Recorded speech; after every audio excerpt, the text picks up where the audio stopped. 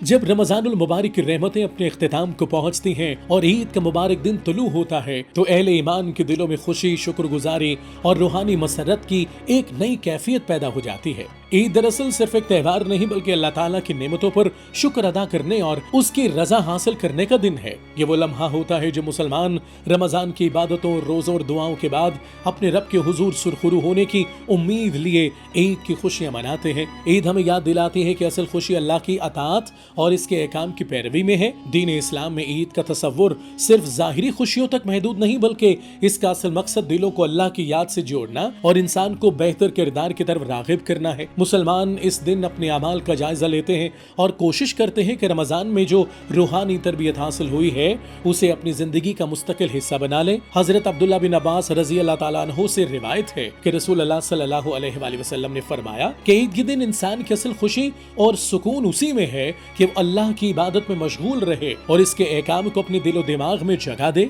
रसूल अल्लाह सल्लल्लाहु अलैहि वसल्लम की हयात मुबारका इंसानियत के लिए रवादारी, मोहब्बत और बामी एहतराम की रोशन मिसाल है। आप सल्लल्लाहु अलैहि वसल्लम के दौर में मदीना मुनव्वरा एक ऐसा मुआशरा बन गया था जहां मुख्तलिफ मज़ाहिब और कौमियतों के लोग अमन और बाहमी एहतराम के साथ जिंदगी गुजारते थे। मुसलमानों, यहूदियों और दीगर अक़वाम के दरमियान जो मुआहिदा कायम हुआ उसे मीसाक मदीना कहा जाता है, जो तारीख में बैनुल मुज़ाहिब हम आहंगी की एक अजीम मिसाल के तौर पर याद किया जाता है। इस मुआहिदे ने यह पैगाम दिया कि एक मुआशरे में मुख्तलिफ अकायद रखने वाले लोग भी अमन और अदल के उसूलों के तहत मिलजुल कर जिंदगी गुजार सकते हैं। नबी करीम सल्लल्लाहु अलैहि वसल्लम ने अपनी जिंदगी में बारहा इस बात की तालीम दी कि गैर मुस्लिमों के साथ भी हुस्न सलूक और एहतराम का रवैया इख्तियार किया जाए। हजरत जाबिर रज़ी अल्लाह ताला अन्हु से रिवायत है कि एक दिन रसूल अल्लाह सल्लल्लाहु अलैहि वसल्लम मदीना मुनव्वरा में अपने घर से बाहर तशरीफ लाए तो आप सल्लल्लाहु अलैहि वसल्लम ने एक यहूदी को देखा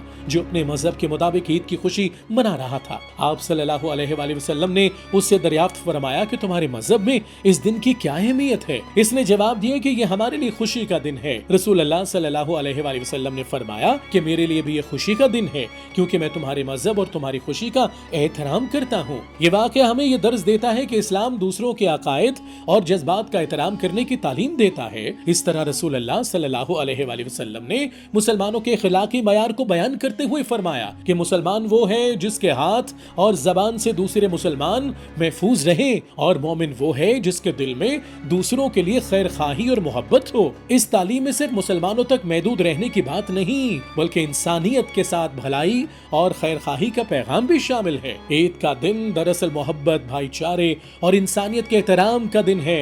यह हमें याद दिलाता है कि खुशी सिर्फ अपनी जात तक महदूद न रखी जाए बल्कि इसे दूसरों तक भी पहुंचाया जाए। हमें चाहिए कि अपने हमसायों, दोस्तों और जरूरतमंदों के साथ खुशियां बांटें और मुआशरे में मोहब्बत और रवादारी को फरोग दें। रसूल अल्लाह सल्लल्लाहु अलैहि वसल्लम की तालीमात यही तो बताती हैं कि एक मुसलमान का किरदार ऐसा होना चाहिए जो अपने अमल से अमन, मोहब्बत और खैर का पैगाम आम करे। आज जब हम ईद की खुशियां मना रहे होते हैं तो हमें यह भी याद रखना चाहिए कि हमारे इर्द गिर्द ऐसे लोग भी मौजूद हैं जो मुख्तलिफ मज़ाहिब से ताल्लुक रखते हैं। ईद उल फितर सिर्फ खुशियों का दिन नहीं बल्कि एक अजीम पैगाम अपने अंदर समोए हुए है। यह हमें याद दिलाती है कि अल्लाह की रजा, इंसानियत की खिदमत और दिलों को जोड़ने का अमल ही असल कामयाबी है। अगर हम ईद के इस हकीकी पैगाम को समझ लें और अपनी जिंदगियों में इसे अपनाएं तो यकीनन हमारा मुआशरा मोहब्बत, अखुवत और अमन का गहवारा बन सकता है।